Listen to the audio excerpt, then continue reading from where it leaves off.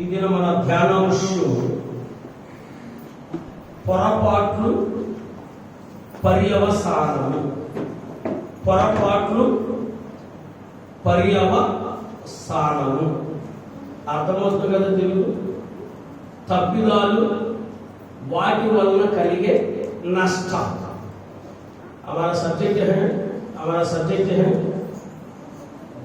जो गलती करता है, जो गलतियां हैं, जो गलती के अनुसार जो नुकसान उठाता है, जो नुकसान आता है, इसके बारे में हम ध्यान करेंगे। తెలుగులో ఏ చెప్తున్నారంటే పొరపాట్లు పర్యవసానం కదండి. ప్రభువుతో ప్రియమైనటువంటి దేవుని బిడ్డలారా, పరిశుద్ధ గ్రంథములో కొంతమంది భక్తులు కొన్ని పొరపాట్లు చేశారు. ఆ పొరపాట్లను బట్టి పర్యవసానముగా కొన్ని నష్టాలు పాలయ్యారు. కొన్ని నష్టాలు పరిశుద్ధ గ్రంథంలోని గొప్ప భక్తులే, వాళ్ళ గురించి మనం ధ్యానం చేసుకుంటున్నాం. వాళ్ళు కొన్ని పొరపాట్లు చేశారు. నీతిమంతులే, దేవుని చేత పిలుచుకున్న వారే, దేవుని చేత అభిషేకించుకున్నటువంటి వారే, దేవుని చేత ఏర్పాటు చేయబడిన వారే కొన్ని పొరపాట్లు చేశారు. ఆ పొరపాట్ల వల్ల కొన్ని నష్టాలు కూడా, కొన్ని అపాయాలు కూడా, కొన్ని ప్రమాదాలు కూడా ఏం చేశారంటే వాళ్ళు కొని తెచ్చుకున్నారు.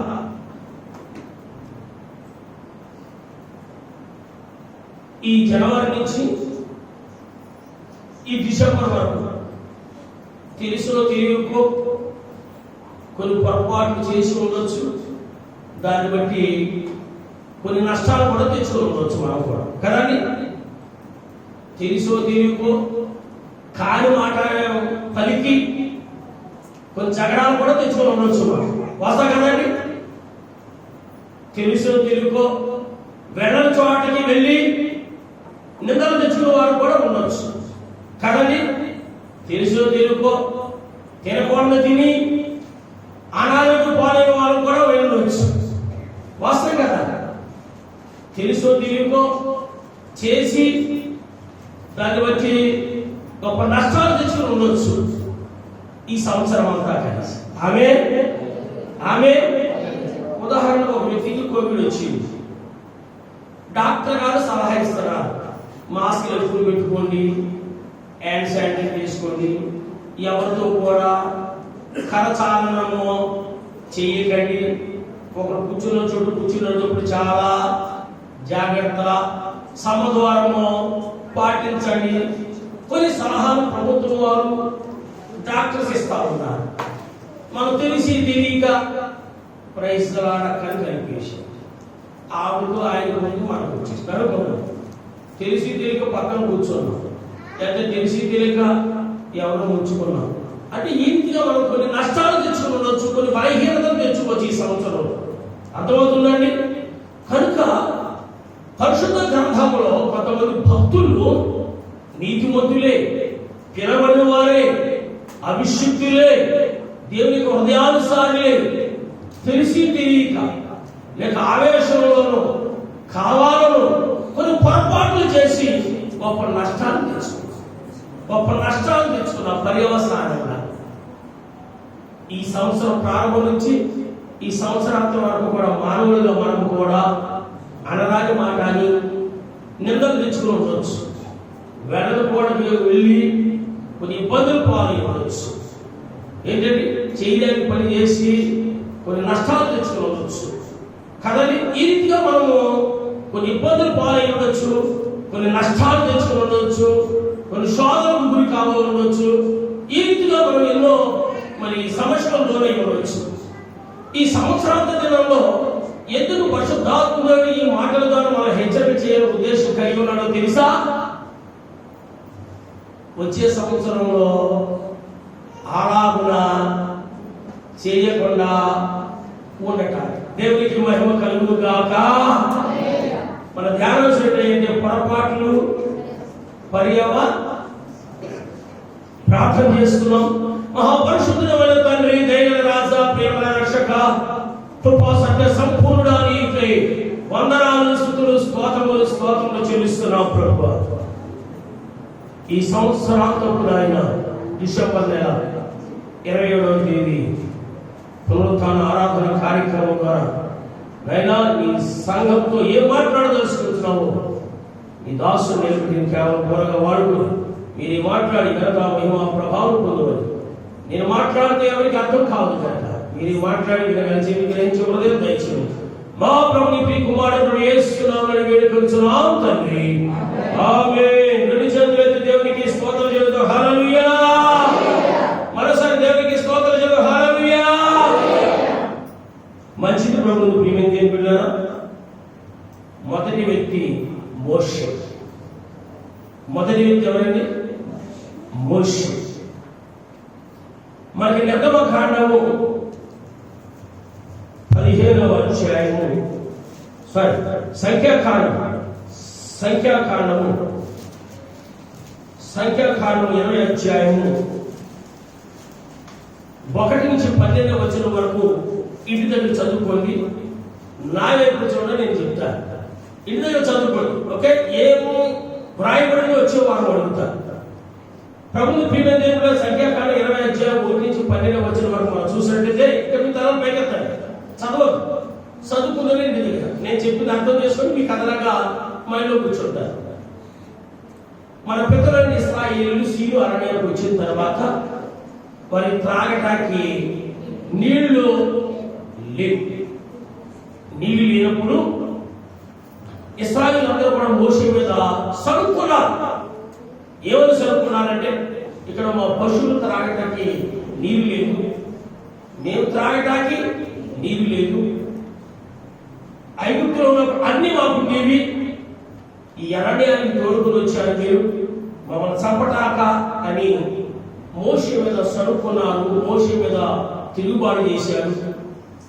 మోషే అప్పుడు దేవుడికి ప్రార్థన చేశారు, ప్రభా ఏం చెయ్యాలి? వీళ్ళందరూ కూడా నన్ను రాళ్ళతో కొట్టి చంపే స్థితిలో ఉన్నారు. ప్రభు ఒక మాట అంటాడు. చివరి మాటలు మీకు నేను చదివి వినిపిస్తాను. ప్రభుత్వ ప్రియమైన దేవుళ్ళ సంఖ్యాకాండము కదండి 20వ అధ్యాయంలో మనం చూసినట్లయితే 8వ వచనం నేను చదువుతాను. నీవు కర్రలు తీసుకొని నీవు నీ సహోదరుడైన అహరోను ఈ సమాజంలో పోగు చేసి వారి కన్నుల ఎదుట ఆ బండతో మాట్లాడుము, అది నీళ్ళలో నిల్చును. నీవు వారి కొరకు నీళ్లను బండలను రప్పించి సమాజములకు వారి పశువులకు త్రాగుటకు ఇవ్వు. అప్పుడు ప్రభువు మోషేకు ఏమాజ్ఞాపించాడంటే, నీవు నీ కర్రలు తీసుకొని నీవు నీ సహోదరుడైన అహరోనును సమాజమును పోగు చేసి వారి కన్నుల ఆ బండతో ఏమన్నాడండి ఆయన? ఆ బండతో మాట్లాడు. ఉదాహరణకి ఒక బండ, నేను ఆ బండ దగ్గరికి మాట్లాడాలి. బండ, యెహోవా ఆజ్ఞాపించింది దేవునిగా నీ నుండి నీళ్ళు వచ్చును కాక అని నేను బండతోటి మాట్లాడాలి. ప్రభు యొక్క ఆజ్ఞ. ఆ బండతో మాట్లాడు, ఆ బండ నీకు నీళ్ళు ఇస్తా. ప్రభు యొక్క ఆజ్ఞ. అయితే దైవజనుడు మోషే అహరోను వెళ్ళి బండతో మాట్లాడలేదు సరికదా, ఆ బండని కట్టెతో కొట్టాడు. ఆ బండని కట్టెతో కొట్టడమే కాదు కానీ, ద్రోహులారా 10వ వచనం తర్వాత మోషే అహరోను ఆ బండ ఎదుట సమాజం పోగు చేసినప్పుడు అతడు వారితో, ద్రోహులారా వినుడి, మేము ఈ బండలో నుండి మీ కొరకు నీళ్లు రప్పిపోవలెనా? అసలు మోషే గారు ఆ మాట అనవసరమైనటువంటి అవసరం లేనే లేదు. ఎందుకంటే ఇశ్రాయేలును పోషించేది సృష్టికర్త అయిన దేవుడు, వారి అవసరం తీర్చేది సృష్టికర్త అయిన దేవుడు, వారిని నడిపించేది సృష్టికర్త అయినటువంటి దేవుడు, వారు రక్షించేది సృష్టికర్త దేవుడు. మోషే ఆరోగ్యంలో కేవలము నిమిత్త మాత్రులేవి కదండి. దేవుడు చెప్పాడు, నీ వెళ్ళి ఆ బండతో మాట్లాడు, అది నీకు నిలుస్తా. ఈయన చేయవలసిన పని ఏంటంటే ఆ బండ దగ్గరికి వెళ్ళి మాట్లాడాలి. కానీ మానవుడుగా ఆవేశపూర్తుడై కోపం తట్టుకోలేక చాలాసార్లు విసిగించాడు కదా. ఏమన్నాడు తెలుసండి? ద్రోహులారా, ఏమంటున్నాడండి? ద్రోహులారా వినుడి, మేము ఈ బండలో నుండి మీ కొరకు నీళ్ళు రప్పింపవలెనా. అప్పుడు మోషే తన చెయ్యి ఎత్తి 2 మార్లు తన కర్రతో ఆ బండను కొట్టగా నీళ్లు సమృద్ధిగా ప్రవహించెను, సమాజంలో పశువులను త్రాగి. ఆ వాక్యం మరోసారి చూడండి. అప్పుడు మోషే తన చెయ్యి ఎత్తి 2 మార్లు తన కర్రను ఆ బండను కొట్టగా కదండి నీళ్లు సమృద్ధిగా ప్రవహించెను, సమాజంలో పశువులను. దేవుని యొక్క ఆజ్ఞ బండతో అది నీకు. మోషే గారు ఏం చేశారు? కర్రతోటి ఎన్నిసార్లు కొట్టారు? 2 సార్లు కొట్టారు. 2 సార్లు కొట్టడమే కాకుండా అసలు ఒకసారి కొట్టే వచ్చేస్తారు. ఆయన మాట్లాడమన్నా కయ్య ఏం చేశాడు? కర్రతో కొచ్చాడు. 2 సార్లు కొచ్చాడు. సరే, వారికి నీళ్ళు అవసరం కదా, దేవుడు దయదాక్షిణ పురుడు గడక వారికి వాటర్ ఇచ్చాడు. ఇంకొక మాట కాని మాట అన్నాడు, ద్రోహులారా అన్నాడు. పర్యవసానంగా అతను చేసిన తప్పిదానికి పర్యవసానంగా ఏం పొందుకున్నాడో తెలుసండి? వాగ్దాన భూమిని శాశ్వతంగా కోల్పోయాడు. ఆమేన్, ఆమేన్, ఆమేన్. ఒక మాట చెప్పాడుగా చూడండి, 12వ వచనం. అప్పుడు యెహోవా అహరోనుతో, మీరు ఇశ్రాయేలు కన్నెదుట నా పరిశుద్ధతను సన్మానించినట్లు నన్ను నమ్ము కనకపోతే గనక ఈ సమాజమును నేను వారికి ఇచ్చిన దేశంలోనికి మీరు తోడుకొని పోరని చెప్పాను కదండి. ఇంకో వాక్యం వచ్చాను, ద్వితీయోపదేశకాండం 3వ అధ్యాయం. ద్వితీయోపదేశకాండము 3వ అధ్యాయం 25 నుంచి 29 వచనం వరకు చదువుతాను. ద్వితీయోపదేశకాండం 3వ అధ్యాయం 25 వచనం నుంచి నేను చదువుతాను. నేను అద్దరికి వెళ్ళి యోర్దాను అవతలలో ఈ మంచి దేశము మంచి మద్యమును ఆ లెబనోనును చూచినట్లు దయచేయమని నేను యెహోవాను బ్రతిమాలుకొనగా. నువ్వు వెళ్ళమన్నాడు కదా, కానీ మోషే ఏం చేస్తున్నాడు? దేవుణ్ణి బతిమాలుకొంచున్నాడు. యెహోవా మిమ్మును బట్టి నా మీద కోపపడి నా మనవి వినకపోయి మరియు యెహోవా నాతో చెప్పాను, చాలును, ఇక ఈ సంగతిని గురించి నాతో మాట్లాడా. అయ్యా, నన్ను ఆ పాలుతేను ప్రవృత్తి దేశానికి నన్ను కూడా తోడుకుని వెళ్ళు, నన్ను కూడా చూడని, నన్ను కూడా నివసింపని, నన్ను కూడా అందులో పాదవంచని. ఇందుకొరకే కదా ఈ ప్రయాస, ఇందుకొరకే కదా ఈ నిందలు, ఇందుకొరకే కదా ఈ కష్టాలు, ఇందుకొరకే కదా ఈ శ్రమలు. ఒక ఖాళీ మాట అన్నందుకు నాకు ఇంత గొప్ప శిక్ష విధించదు అని మనవి చేస్తా ఉన్నాడు. ప్రభువా ఏమన్నా తెలుసా? ఇక చాలు, ఇక నీ సంగతుల గురించి నాతో మాట్లాడవద్దు. నేను అన్నాను ఇంకా దాని గురించి నేను ఇక అడగనే అడగను. 27వ వచనం. నీవు ఈ యోర్దానును దాటకూడదు, గాని నీవు పిస్గా కొండ ఎక్కి నీ కన్నులెత్తి పడమటి వైపును, ఉత్తర వైపును, దక్షిణ వైపును, తూర్పు వైపును తేలి చూడము. యెహోషువకు ఆజ్ఞ ఇచ్చి అతని ధైర్యపరిచి దృఢపరచుము. అతను ఈ ప్రజలను వెంట పెట్టుకుని నది దాటి నీవు చూడబోవు ఈ దేశమును వారిని స్వాధీనపరచుకున చేయును. చదవడం వాక్యం దేవుడు దీవించి ఆశీర్వదించును గాక. పర్యవసానంగా మనందరం తెలుసున్న విషయమే, ఆ పిస్గా కొండ మీద, ఆ నెబో శిఖరం మీద తీసుకుని వెళ్ళి సృష్టికర్త అయిన దేవుడు మోషేతో అంటారు, మోషే, ఇదిగో నీ పితరులకు ఇస్తానని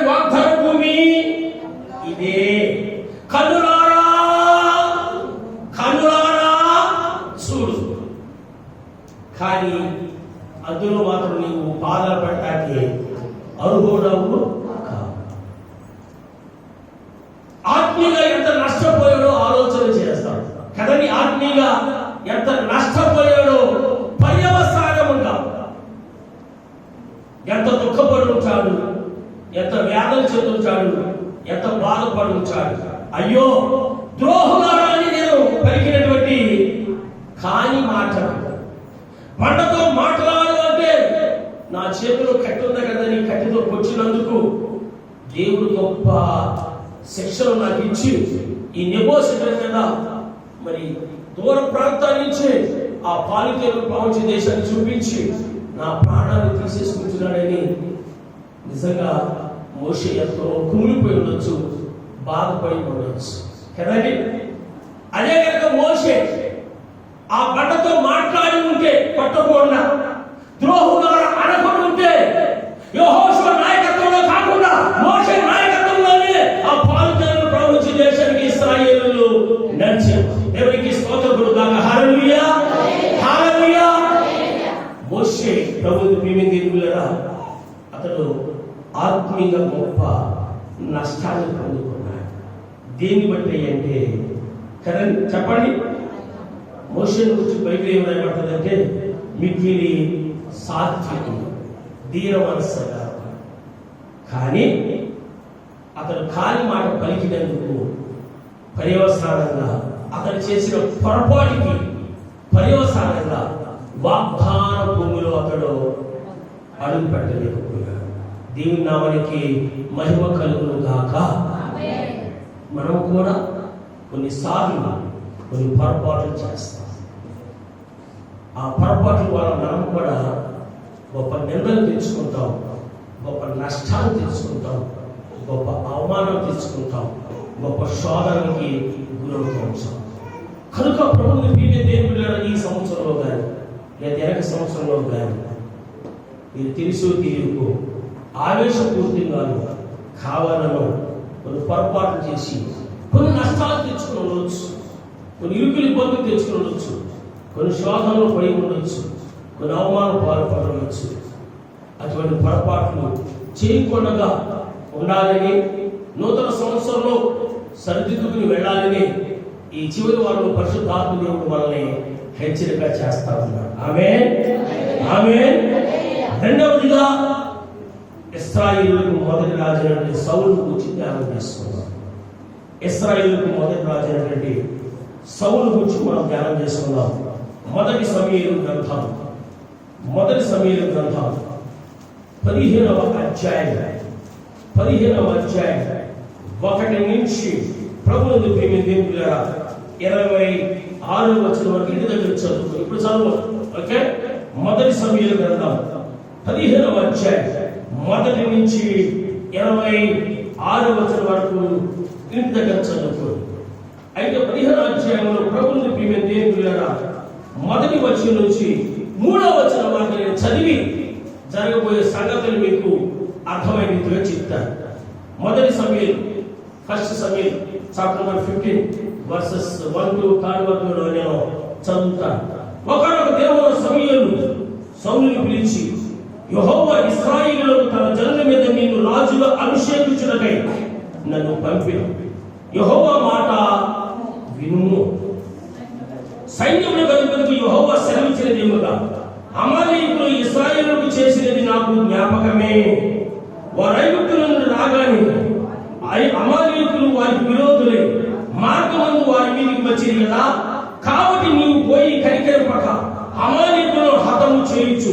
పురుషులనేమి, స్త్రీలనేమి, బాలులనేమి, పసిపిల్లలనేమి, ఎద్దులనేమి, గొర్రెలనేమి, ఒంటెలనేమి, కాకములనేమి అన్నిటినీ హతము చేసి వారికి కలిగినంతయు బొత్తుగా పాడు చేసి అమాలేకులను నిర్మూలము చేయమని చెప్పాను. దేవునికి స్తోత్రం చేద్దాం. కలిసి హల్లెలూయా, హల్లెలూయా, హల్లెలూయా. ఇశ్రాయేలులకు మొదటి రాజు అయినటువంటి సౌలుకి దేవుడిచ్చే ఆజ్ఞ ఏంటంటే, నా ప్రజలని ఇశ్రాయేలుకి విరోధముగా వారు మరి యుద్ధానికి లేచాడు కనుక ఈ అమాలేకుల్ని ఎవరిని కూడా బ్రతకలేకపోకుండా అందరినీ కూడా ఏం చేయమన్నారు తెలుసండి? అందరినీ కూడా పురుషులేమి, స్త్రీలేమి, పిల్లలేమి, వృద్ధులేమి, గొర్రెలేమి, మేకలేమి, పశువులేమి అనగా అమాయకుల్ని ఎవరిని బ్రతనివ్వకుండా అందరినీ కూడా ఏమని చెప్పాడంటే అందరినీ కూడా సంహరించే. ఎవరి ఆజ్ఞది? ప్రవక్త చెప్తున్నారంటే ఎవరి ఆజ్ఞది? యెహోవా ఆజ్ఞ. యెహోవా ఆజ్ఞ ప్రకారం సౌలు రాజు సైన్యాన్ని తీసుకుని అమాలేకుల మీద యుద్ధానికి వెళ్ళారు. అంతవరకు మంచిగానే ఉంది, అంతవరకు మంచిగానే ఉంది. అయితే స్త్రీలను చంపేశారు, పురుషులు చంపేశారు, చిన్నపిల్లలు చంపేశారు, గర్భిణీ స్త్రీలను చంపేశారు, ప్రజలందరూ చంపేశారు. అయితే వాటన్నిటికీ కారకుడైనటువంటి రాజు మాత్రం బతికినిచ్చారు. చంపకుండా సజీవుడిగా బందీగా ఏం చేశారంటే పట్టుకుని వచ్చారు. రాజుగారు ఆజ్ఞ ఏంటి? అందరినీ కూడా చంపారు. రాజుగారు మాత్రం చంపకుండా అందరినీ కూడా చంపేశారు. ఈ పశువుల వద్దకు వచ్చినప్పటికీ బక్కచిక్కినన్నిటిని జబ్బుగా, గుడ్డిగా, బక్కగా, నడలేరుగా, గుడ్డిగా ఉన్నట్లన్నింటినీ కూడా ఏం చేశాడు? చంపేసి బలిసిన వాటిని కూడా ఇచ్చాడు. ఎందుకంటే మన దేవుడిని యెహోవాకు మనము బలి ఇవ్వడానికిచ్చామయ్యా. సౌలు రాజు దేవుని యొక్క ఆజ్ఞను సంపూర్ణంగా నెరవేర్చాడు. పర్యవసానంగా దేవుని యొక్క ఉగ్రతకు, దేవుని యొక్క కోపానికి అతడు బలి ఇవ్వలేదు. ఆమేన్, ఆమేన్. మొదటి దినవృత్తాంతాల గ్రంథం, మొదటి దినవృత్తాంతాల గ్రంథం 10వ అధ్యాయం, మొదటి దినవృత్తాంతాల గ్రంథం 10వ అధ్యాయం 13-14 వచనాలు చదువుకుందాం. ఈ ప్రకారం యెహోవా ఆజ్ఞ కైకొనక ఆయన దృష్టి ఎదుట ద్రోహము చేసినందుకును, యెహోవా యొద్ద విచారణ చేయక కర్ణ పిశాచముల యొద్ద విచారణ చేయ దానిని వెతికినందుకును సౌలు హతమాయెను. అందు నిమిత్తం యెహోవా అతనికి మరణశిక్ష విధించి రాజ్యము యెసై కుమారుడైన దావీదు వశములో చేసెను. వాస్తవంగా సౌలు రాజుని దేవుడు చంపాలని ఉద్దేశము కాదు. బెన్యామీను గోత్రికుడు, ఇశ్రాయేలు అందరికంటే సౌలు రాజు చాలా, చెప్పండి, చాలా పొడవైనటువంటి మనిషి. ఇశ్రాయేలులో మొదటి రాజుగా ఉండడానికి దేవుడు సౌలు చేత, సమూయేలు చేత సౌలుని అభిషేకించాడు. అయితే దేవుడు ఆయనకు ఒక ఆజ్ఞ ఇచ్చాడు, మీ శత్రులైన అమాలేకులు అందరినీ కూడా చంపేయమన్నారు. ఏ పురుషుడు, ఏ స్త్రీ, ఏ చిన్న పిల్లవాడు, ఏ స్త్రీ, ఎవరు గర్భిణీ స్త్రీలు కానీ ఎవరిని కూడా పద్ధతికి వీలేదు, నరులంటూ ఉండటానికి వీలేదు, అందరూ కూడా సంహరించాయి. వాటితో పాటు సమస్త జంతువులను కూడా ఏమన్నాడంటే సంహరించాడు. దేవునికి ఆజ్ఞ. ఇప్పుడు ఈ సౌలు రాజు ఏం చేయాలి? అందరినీ కూడా సంహరించాలి. కానీ అందరినీ కూడా సంహరించాలి. కానీ మానవులైనటువంటి వారందరినీ రాజును మాత్రం బ్రతికించి బందీగా తీసుకొచ్చాడు కదండి. ఇంకా సైన్యం ఏం చేసింది అంటే అదే మాట ఇప్పుడు చేస్తున్నారు. కుంటిదాన్ని, గుడ్డిదాన్ని, నడవలేదాన్ని, పక్షిపోయింది, జబ్బుదాన్ని అన్నింటినీ చంపేశారు. మనిషిని మాత్రం ఉంచారు. ఎందుకంటే మన దేవుడిని యెహోవాకు అవన్నీ కూడా శపించబడ్డాయి.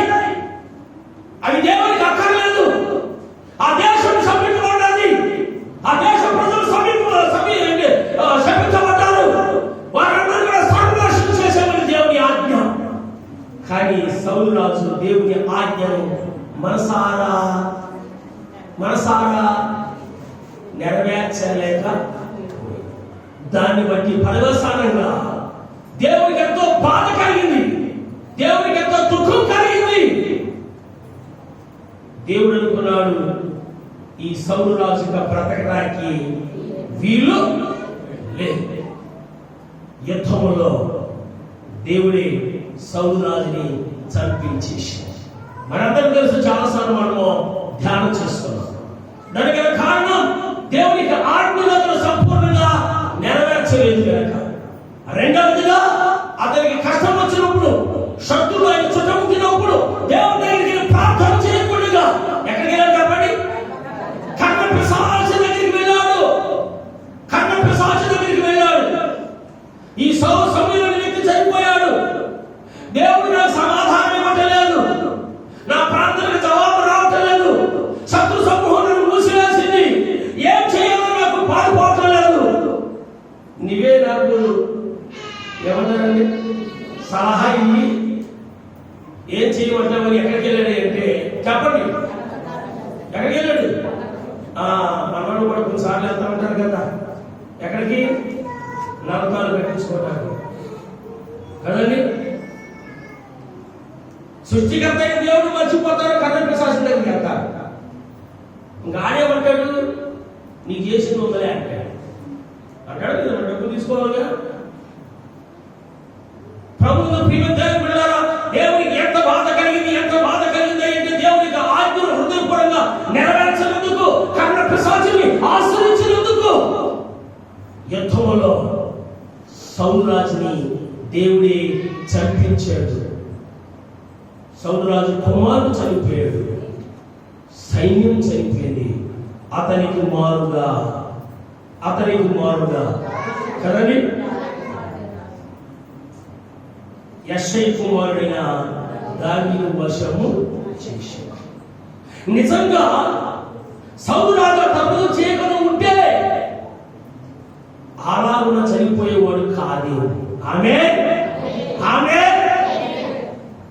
యుద్ధంలో బళ్ళారు అతనికి ఛాతీలో గుచ్చుకుంటున్నప్పుడు అనుకోవచ్చు, అయ్యో నా దేవుని యొక్క ఆజ్ఞను నేను మనసు పూర్తిగా నెరవేర్చుంటే నాకు ఈ పనిష్మెంట్ వచ్చేది కాదు కదండి. ఎవరికన్నా అన్న రేపు ఇచ్చేస్తాను, ఓ 10,000 రూపాయలు ఇవ్వాల్సి ఉంది, నాకు రావాల్సి ఉంది అని నీ ఇంటికి వచ్చి బతిమాలి. సరేలే మనోడేలే వచ్చేది ఉంది, రేపు తెచ్చి ఇచ్చేస్తాను అంటున్నాడు కదా అని నువ్వేం చేసావు? ప్రేమతో 10,000 రూపాయలు ఇచ్చావు.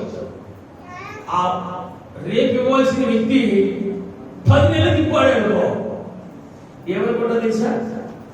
తిప్పడమే కాదు, నువ్వు ఇంటికి వెళ్తే నీ మీద జపానికి వస్తాడు అనుకో, ఎవరు పోతారని చెప్పుకోండి, నువ్వు ఇచ్చావు ప్రూఫ్ ఏంటన్నాడు అనుకో, అబ్బో అది నా భార్య చెప్పింది ఇవ్వకయ్యా అన్న. ఇంటే నాకు పర్యవసానంగా ఇన్ని సమస్యలు వచ్చేవి అనుకుంటావా లేదండి? ఇప్పుడు మోసే కూడా చింతపడి ఉండొచ్చు.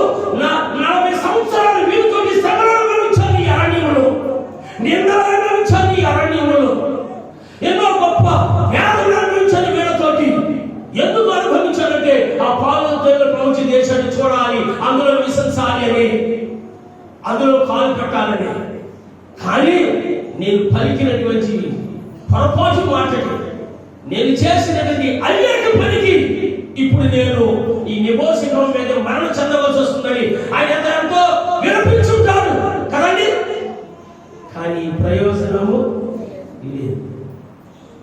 ఇప్పుడు సౌలు రాజు కూడా ఆ యుద్ధంలో శత్రు సమూహం చుట్టుముట్టేసి ఖడ్గంతో దాడి చేస్తూ ఉంటే, వారు వేసే బాణాలు ఆయన ఛాతీలో గుచ్చుకుంటూ ఉంటే, అయ్యో నా దేవుడు ఆజ్ఞాపించాడే అమాలేకులను కూడా సర్వనాశనం చేసేమని. నేను సర్వనాశనం చేసింటే ఈ రీతిగా యుద్ధ భూమిలో నేను ప్రాణాలు అర్పించేవాడు కాదేమో అని అతను బాధపడుతూ ఉండొచ్చు. కానీ చేజారిపోయిన తర్వాత ప్రయోజనం ఏమీ లేదు కదండి. మనం కూడా ఆ విషయంలో కొన్నిసార్లు మాట్లాడేసిన తర్వాత సారీ బ్రదర్ అలాగే అనుకోలేదు, అలా అన్నారు అనుకోలేదు, సారీ సిస్టర్ అలాగే అనుకోలేదు కదండి అంటా ఉంటాం. ప్రభువుతో ప్రియమైన పిల్లరా, మీరు దేవుని చేత ఎన్నుకోబడినటువంటి వారే, దేవుని చేత నడిపింపబడినటువంటి వారే. కానీ వారు చేసినటువంటి వింటుంటే చిన్న చిన్న తప్పుదాడే మనకు అనిపిస్తారు, వాస్తవం కదండి. కానీ దేవుని దృష్టిలో అవి చాలా గొప్ప నేరాలుగా పరిగణించి గొప్ప నష్టాలను పొందుకున్నారు. ఆమేన్, ఆమేన్. మూడవదిగా దావీదు గురించి ధ్యానం చేస్తున్నాం. మూడవదిగా దావీదు గురించి మనం ధ్యానం చేసుకుందాం. 2వ సమూయేలు గ్రంథం మొదటి దినవృత్తాంతాల గ్రంథం చదివిస్తానండి.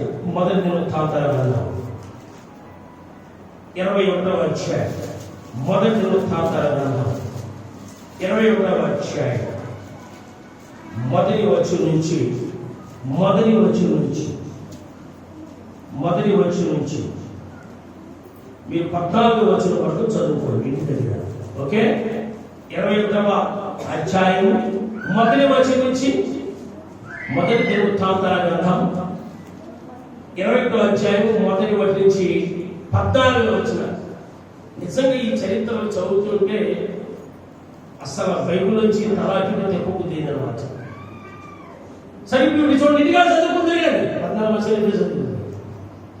ఇంటికి వెళ్ళాలిగా మనం.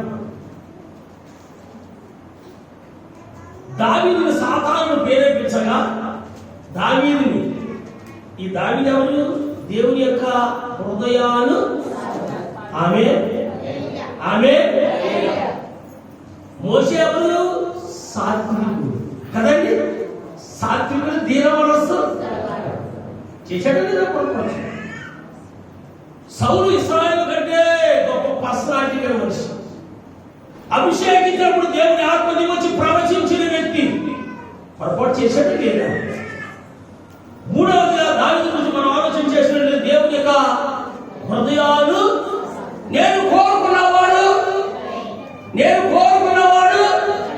నీ కొమ్ము నుంచి తైలం తీసి అక్కడ అభిషేకించమన్నాడు. ఎవరితో చెప్పండి? సమయంతో. యెషయి కుమారుని రాజుగా అభిషేకించడం మనందరూ తెలిసిన విషయమే. ఏడుని లైన్లో నిలబెట్టి రాజుగా చేద్దామంటే దేవుడు వీడు కాదు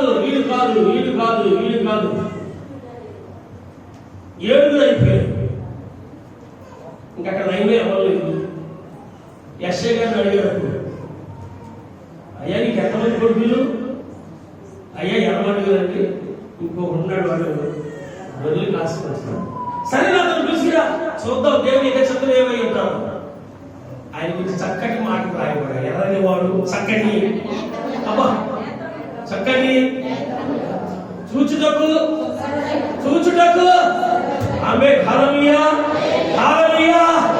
వచ్చాడు. పాపం వచ్చాడు, పట్టుకుని ఇక్కడ వరకు వేసుకుని ఉంటాడు. ఏదో బొంగలు వేసుకున్నాడు. గొర్రెలు కాసిన వాళ్ళు వేసుకున్నారని బొంగలు వేసుకున్నాడు. స్నానం చేసేది లేదు, జుట్టు మాత్రం విరవేసుకున్నాడు. మనమైతే రాస్తాం కదా రకరకాల ఆయిల్లు. ఎన్ని రోజులైందో ఆ తనకు రాసి, ఆ తనకు స్నానం చేసే ఎన్ని రోజులైందో ఆ తనకి నిప్పెట్టి, అంటే కొబ్బరి నూనె ఏదో రాత్రం కదా, ఆ తనకి ఆ తైలం రాసి ఎన్ని రోజులైందో ఇలా ఎరుపుసుకున్నాడు. బొమ్మలోడు కప్పుకున్నాడు, చరమోడు కట్టుకున్నాడు, ఒడితల పట్టుకుని వస్తున్నాడు. చిన్న కర్ర పట్టుకుని అక్కడ రాలని యెహోవా ఆత్మ మాట్లాడుతుంది. నేను కోరుకున్నవాడు ఇతనే. నేను కోరుకున్నవాడు ఇతనే.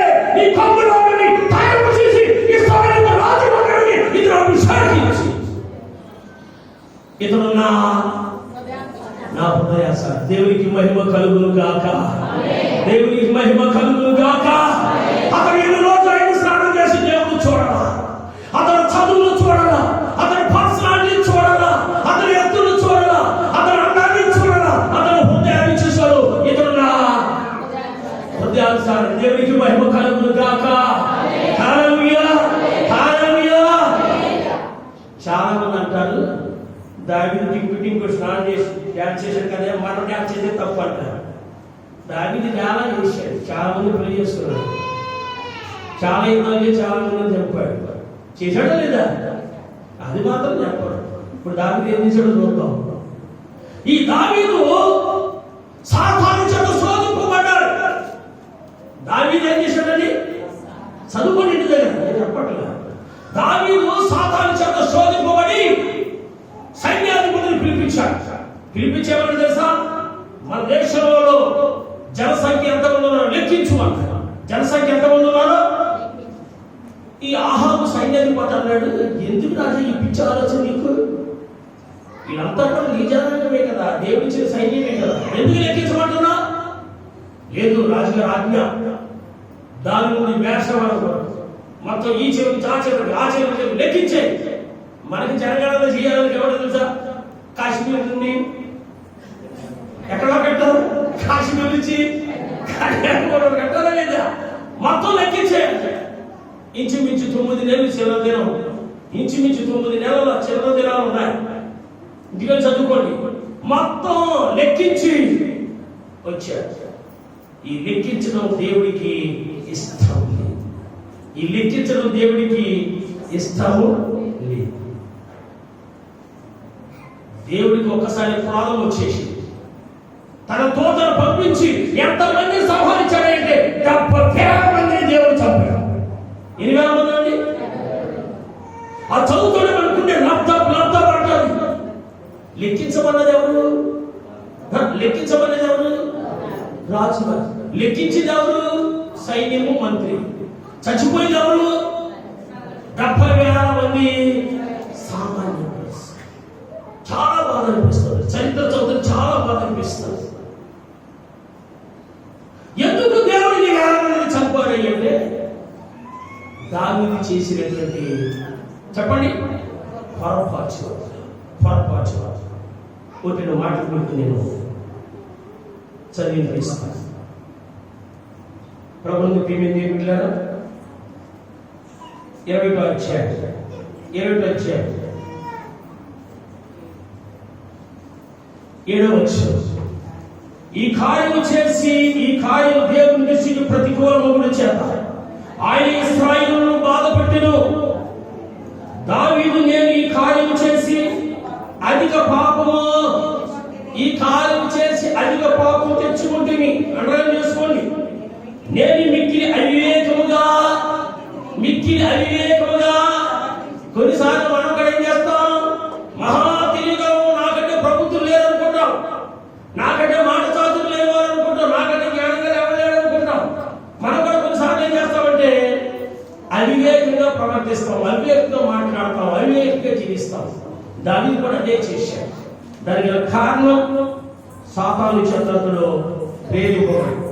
మంచిది ప్రభుత్వ ప్రియమైన దేవుని బిడ్డలారా, ఆయన అంటున్నాడు, దావీదు నేను ఈ కార్యం చేసి అధిక పాపం తెచ్చుకోండి, నేను మిక్కిలి అవివేకంగా ప్రవర్తించింది. ఇప్పుడు నీ దాసుని దోషము పరిహరించమని దేవునితో మొర్రపెట్టగా, నీ దాసుని యొక్క దోషాన్ని క్షమించమని దేవునికి మొరపెడతా ఉంటే దేవుడు 3 ఆప్షన్లు ఇస్తున్నాడండి. దావీదుకి 3 ఆప్షన్లు పెడుతున్నాడు. నంబర్ 1 ఆప్షన్ 10వ వచనం నుంచి నేను చదువుతాను. యెహోవా సెలవిచ్చిన దేవునిగా 3 విషయములు నేను నీ ఎదుట ఉంచుతున్నాను.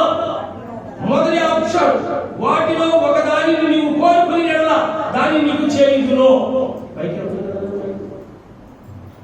కావున గాదు దావీదు వద్దకు వచ్చి, ప్రవక్త అయిన గాదు వచ్చి దావీదుతో చెప్తా ఉన్నాడు. కావున గాదు దావీదు వద్దకు వచ్చి 3 ఏళ్ల పాటు కరువు కలుగుటకు. ఎన్నేళ్ళండి? 3 ఏళ్ల పాటు కరువు కలుగుటకు, 3 నెలల పాటు నీ శత్రువులు కత్తి చూసి నిన్ను తరుముగా నీవు వారి ఎదుట నీవు లేక నశించిపోవుట, 3 దినముల పాటు దేశమందు యెహోవా కత్తి అనగా తెగులు నిలుచుట చేత యెహోవా దూత ఇశ్రాయేలు దేశమంతటా నాశనము కలుగజేయుట అని వీటిలో ఒకదానిని నీవు కోరుకుని యెహోవా సెలవిచ్చు. 3 ఆప్షన్. నెంబర్ 1 ఆప్షన్ 3 ఏళ్ల పాటు కరువు. బైబిల్లో తలంచుకోండి, నా వైపు చూడండి, మీకు అర్థమవుతుంది. 3 ఏళ్ల పాటు కరువు. రెండవదిగా 3 ఏళ్ల పాటు కరువు, 3 నెలల పాటు నీ శత్రువులు నిన్ను కత్తి దూసి తరుముతారు, 3 దినముల పాటు దేశమందు యెహోవా కత్తి అనగా తెగులు వస్తారు. ఈ 3 పనిష్మెంట్లో ఏదైనా నేను ఎవరు లెక్కించమన్నాను? నేను లెక్కించమన్నా? నువ్వేం యుద్ధాలు చేస్తున్నావా? యుద్ధం చేసేదేవుడు నేనేగా, వీళ్ళందరినీ పోషించేదేవుడు నేనేగా, కన్నదేవుడు నేనేగా. ఎవరు చెప్పాలి అసలు జనసంఖ్య లెక్కించమని కదండి? 3 ఆప్షన్లు ఇచ్చాడు. ఇప్పుడు చెప్పండి, పరీక్షలు పెడతారు కదండి? పెడతారా లేదా? ఇండియాకి రాజధాని ఏది? హైదరాబాద్, ఢిల్లీ, ఇలహాబాద్. అంటాం లేదా? ఏదో దానికి ఇవ్వాలి తప్పదు. మారిపోయాడు. అన్ని పరిస్థితులే అన్ని ఆయన ఏమన్నాడు చూడండి, 10వ వచనం. అందుకు దావీదు, నేను మిక్కిలి ఇరుకులో చిక్కుపడిపోయి ఉన్నా. ప్రయత్నం ఏమన్నా ఇప్పుడు సరే నేను దేవుని చేతుల్లో పడతాను అనుకున్నాను. లాస్ట్ ఏమన్నా తెలుసా? ఎందుకు? ఆయన దయ కదా, మృదువుడు కదా. ఆమె హల్లెలూయా. నేను దేవుని చేతుల్లో పడతాను. అక్కడ చూడ ఎంత చక్కటి మాట్లాడవచ్చు చూడండి. యెహోవా మహాకృప గలవాడు, నేను మనుషుల చేతిలో పడక ఆయన చేతుల్లో పడుతును కాకని గాదుతో అని. కావున యెహోవా ఇశ్రాయేలు మీదికి తెగులు పంపగా ఇశ్రాయేలులో 70,000 మంది చచ్చిరి. ఎన్ని వేల మంది అండి? నేను యెహోవా చేతుల్లో పడతాను. దేవుడు ఎన్ని వేల మందిని శిక్షించాడంటే, 8,000 మంది అండి, 70,000 మంది. ఆయన చేసిన పొరపాటు, దేవుని దగ్గర విచారించకుండా సాతాను చేత శోధింపబడి ఇశ్రాయేలు యొక్క జనసంఖ్యను అతడు లెక్కించాడు కనుక గొప్ప నష్టాన్ని తెలుసుకున్నాడు. ప్రభుని ప్రియ దేవుడు, మనం కూడా తెలుసో తెలియక కొన్నిసార్లు ఏం చేస్తాం గొప్ప గొప్ప నష్టాన్ని తెలుసుకోవచ్చు. వచ్చే సంవత్సరంలో వివేకము కలిగి జీవించడం కొరకు దేవుడు హెచ్చరిక చేస్తాడు. ఆమేన్, ఆమేన్. 4వ వ్యక్తి హిజ్కియా. ఆయన తప్పనే కాదుగా కదండి. హిజ్కియా 2వ రాజుల గ్రంథం 20వ అధ్యాయం. ఇంటిలో చదువుకోండి, నేను అడుగుతాను, అందులో ఏదైనా మాట కదండి. 1 నుంచి 18వ వచనం వరకు ఇంటికి చదువుకోండి.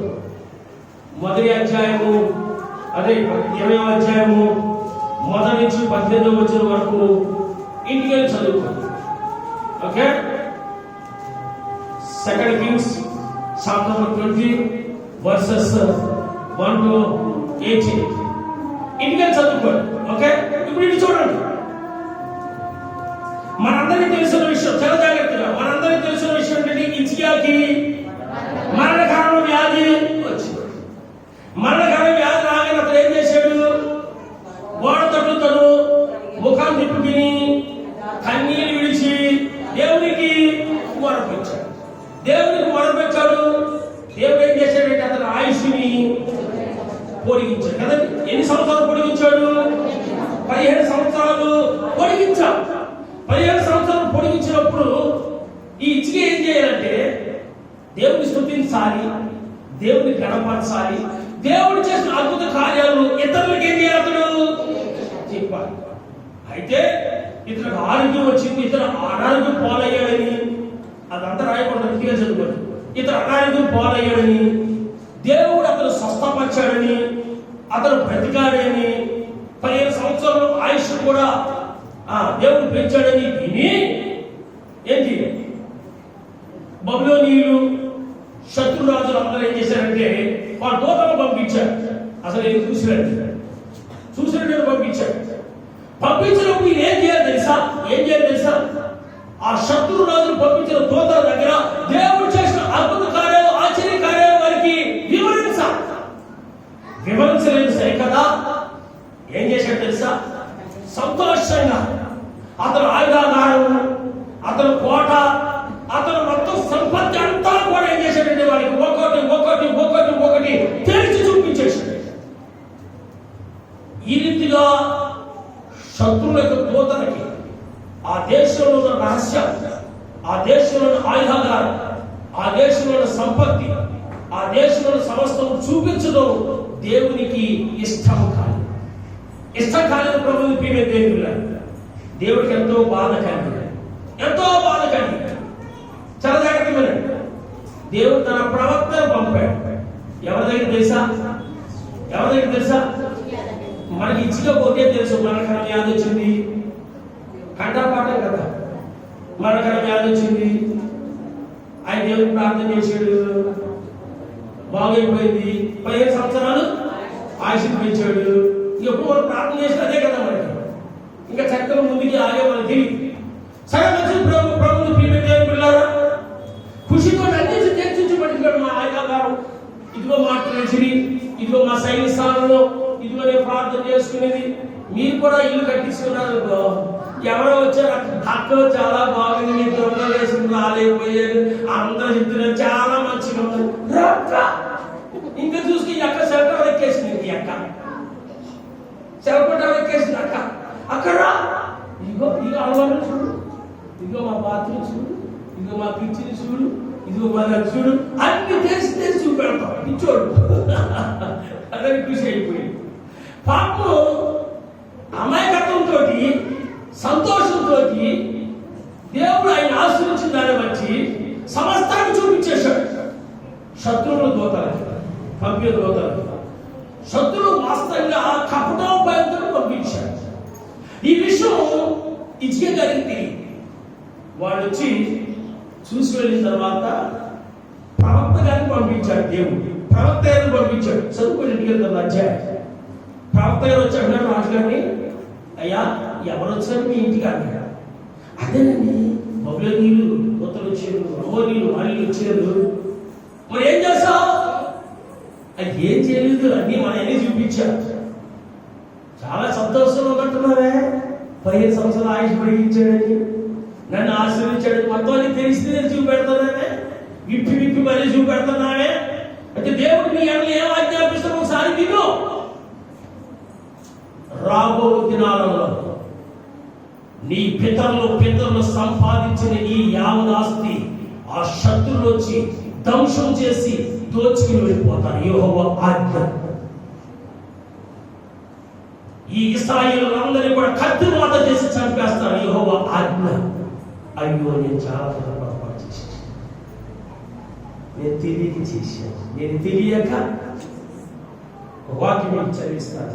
చివరిగా 2వ దినవృత్తాంతాల గ్రంథం 32వ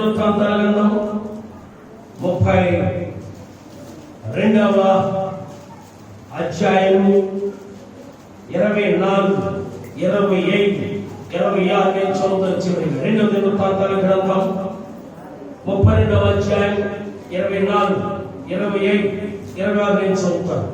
ఆ దినములలో హిజ్కియా రోగి అయి మరణ దశలో ఉండెను.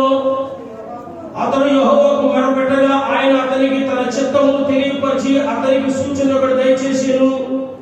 అయితే హిజ్కియా మనస్సును గర్వించి, చూడండి, అయితే హిజ్కియా మనస్సును గర్వించి తనకు చేయబడిన మేలుకు తగినట్లు ప్రవర్తింపనందున అతని మీదికి యూదా యెరూషలేముల వారి మీదికి కోపము రాగా. కదండి, దేవుడికి ఏమొచ్చింది? ఇప్పుడు చదువుతున్నారు, ఇప్పుడు నేను బైబిల్ చదువుతున్నాను లేదా? దేవుడికి ఏమొచ్చేసింది? ఆయుష్ను పొడిగించాడు. దేవుని స్తుతించడం మర్చిపోయాడు, దేవుని గణపరచడం మర్చిపోయాడు కదండి. అతను మనసులో ఏం చేశాడంటే గర్వించాడు. యావదాస్తి, ఈ కోటలు, ఈ సంపద, ఈ సామ్రాజ్యం అంతా కూడా నా జ్ఞానం వల్లనే కదా అని మనుషులు ఏం చేశాడు తెలుసండి? అలాగే నిపుణులు కూడా గర్వించాడు. చాలా కొన్నిసార్లు మనం కూడా ఏం చేస్తామంటే కాస్త కలిగినప్పుడు మనం కూడా గర్విస్తాం. మనం ఇప్పుడు కూడా గర్వపడకూడదు. ప్రభువు ప్రేమ దేవుడు, నేనేమయ్యానో కేవలము నీ కృప వల్లనే ప్రభు అని సాగిపోతున్నప్పుడు దేవుడు ఇంకా ఏం చేస్తాడు తెలుసండి? మనం ఇంకా ఆశ్రయిస్తాడు, హెచ్చిస్తాడు. మన ఎత్తటి వాడవాడిని ఇలా చూసినట్టు ఉండట్లేదు. మంచిది ప్రభువు ప్రేమ దేవుడు. 20వ వచనం, అయితే హిజ్కియా మనసును గర్వించి తనకు చేయబడిన మేలుకు తగినట్లు ప్రవర్తింపనందున అతని మీదికి యూదా యెరూషలేము వారి మీదికి కోపం రాక హిజ్కియా హృదయ గర్వం విడిచి తాను యెరూషలేము కాపురస్తులను తాము తగ్గించుకునేది కనుక హిజ్కియా దినములలో యెహోవా కోపము జనుల మీదికి ఎప్పుడు జనుల మీదకి రాలేదు. దేవుడు కోపగించాడని తెలుసుకుని ఏం చేశాడు? తను తాను తగ్గించుకున్నాడు. యెరూషలేము కాపురస్తులు తాము తగ్గించుకునేది కనుక హిజ్కియా దినములో యెహోవా కోపము జనుల మీదికి కనుక ప్రభువునందు ప్రియమైన తర్వాత నెబుకద్నెజరు దండయాత్ర చేయటం, సర్వనాశం చేయటం, దేవుని మందిరాన్ని కాల్చివేయటం, కూల్చివేయటం, స్త్రీలని, పురుషుల్ని, పిల్లల్ని, జ్ఞానులందరినీ కూడా తీసుకెళ్ళిపోవటం మనందరికీ తెలుసు. కానీ ఇచ్చియాజనంలో మాత్రం జరగలేదు. ఎందుకంటే యెరూషలేము ప్రజలందరూ ఇచ్చియా ఏం చేశారంటే తన తప్పులు గుర్తెరిగి ఏం చేశారంటే తగ్గించుకుని దేవుని దగ్గర కన్నీరు విడిచి ప్రార్థన చేశారు.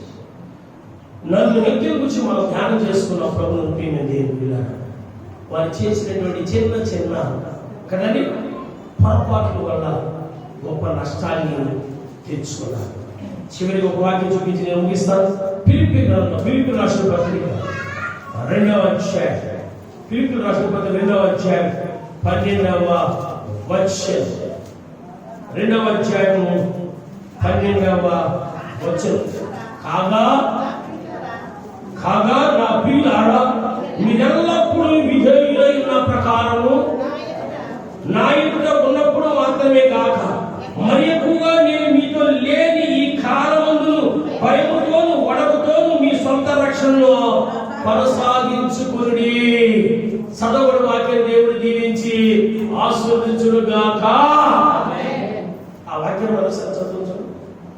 కాగా ప్రియులారా, మీరెల్లప్పుడూ విధేయులైన ప్రకారం, ఎల్లప్పుడూ విధేయులైన, మనము మన దేవుడికి ఎల్లప్పుడూ కూడా ఎలా ఉండాలి అంటే విధేయులైందుము గాక. దేవుని ఆజ్ఞకు విధేయులైందుము గాక, దేవుని మాటకు విధేయులైందుము గాక, దేవుని వాక్యానికి మనం విధేయులైందుము గాక, దేవుని కట్టడకు మనం విధేయులైందుము గాక. ఆమేన్, ఆమేన్. ఇది విధేయులు కాలేదు కనుకనే, చెప్పండి, విధేయులు కాలేదు కనుకనే గొప్ప నష్టాన్ని తెచ్చుకున్నాం. ఆమేన్. మనం కూడా కొన్నిసార్లు అలవాట్లు, పొరపాట్లు, ఇది చిన్నదే అది చేసి గొప్ప నష్టాన్ని తెచ్చుకుని తర్వాత అయ్యో అలా చేయకుండా ఉండవలసింది కదండి. ప్రభువును ప్రియమైన దేవుని పిల్లలారా, కాగా నా ప్రియులారా, మీరు ఎల్లప్పుడూ విధేయులైన ప్రకారం నా ఎదుట ఉన్నప్పుడు మాత్రమే గాక, నా ఎదుట ఉన్నప్పుడు మాత్రమే గాక. తల్లిదండ్రులు మార్కెట్కి వెళ్తున్నారు, పిల్లలకి హెచ్చరిక చేస్తున్నారు. రైట్ చిన్నోడా, నువ్వు చాలా అందంగా ఉంటావు,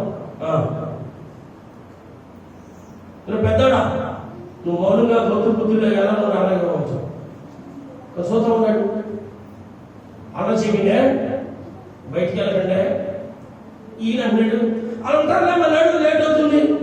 మనం ఉన్నప్పుడే ఇలా ఉంటున్నారండి, మనం లేకపోతే ఎలా ఉంటారు నా టెన్షన్. అటవలేదు, మనం ఉన్నప్పుడు ఇలా ఉంటున్నారు వీళ్ళు, మనం లేకపోతే ఎలా ఉంటారు అని నా టెన్షన్. పౌలు గారు ఏమంటున్నారు చూడండి, నా ఎదుట ఉన్నప్పుడు మాత్రమే కాక,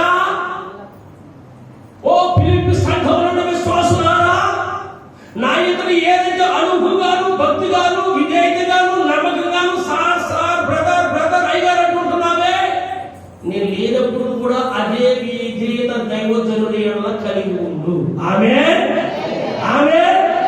పాస్టర్ గారు కనబడి అయ్యగారు అమ్మగారు సారసారి ఏమో పాస్టర్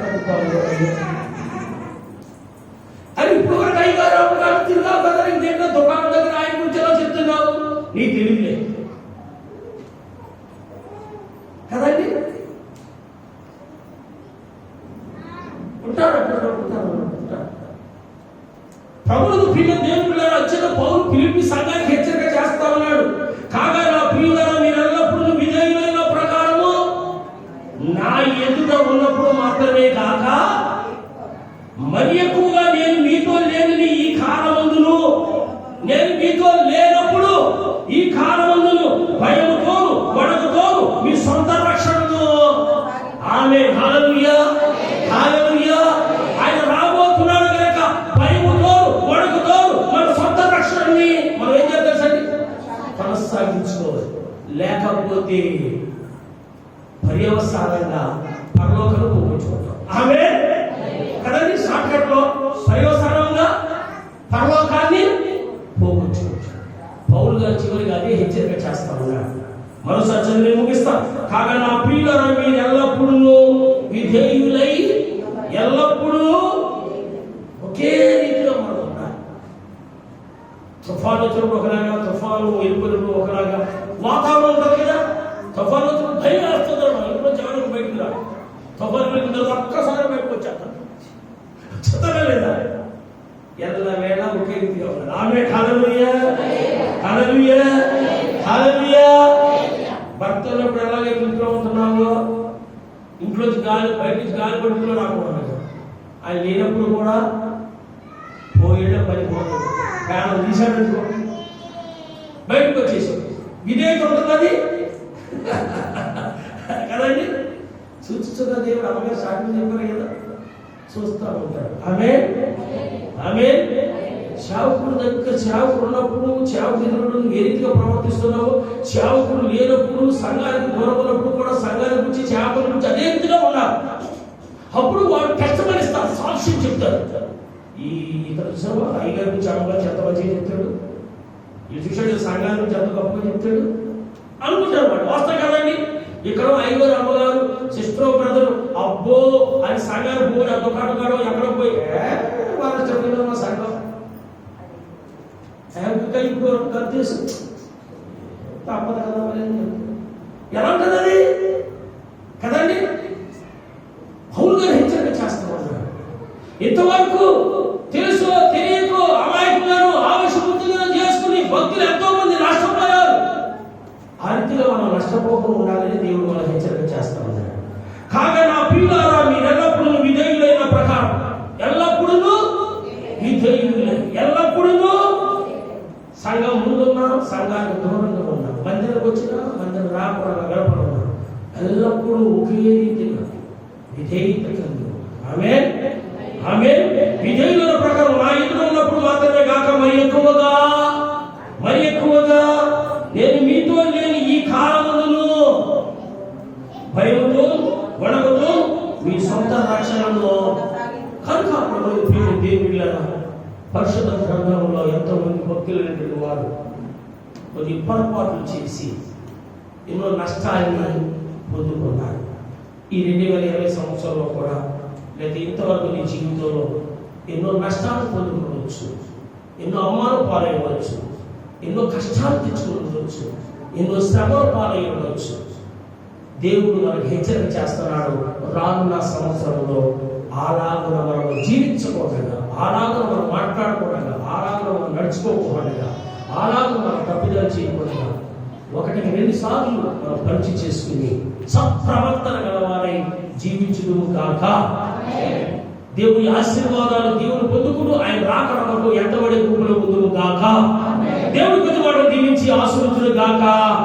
ఆమేన్. దేవునికి స్తోత్రం చేద్దాం. హల్లెలూయా హల్లెలూయా. అందరూ కూడా లేచి నిలబడి చిన్న తీర్మానం చేసుకుందాం. ప్రభువుని ప్రియ దేవుని సంఘాలు చిన్న తీర్మానం చేసుకుందాం. పరిశుద్ధ గ్రంథం నుంచి కొన్ని భక్తులు మనం చూసాం. దయగల రాజా, ప్రేమల రక్షక, కరుణామయుడా, నిన్న నేను యాకరీతిగా ఉన్న దేవానికి వందనాలు, స్తుతులు, స్తోత్రములు చెల్లిస్తున్నాం. ప్రభువా, శ్రేష్టమైన ఉపదేశముతో అయినా నీ ప్రియబిడ్డలతో మాట్లాడేందుకు నీకే స్తోత్రాలు తండ్రి.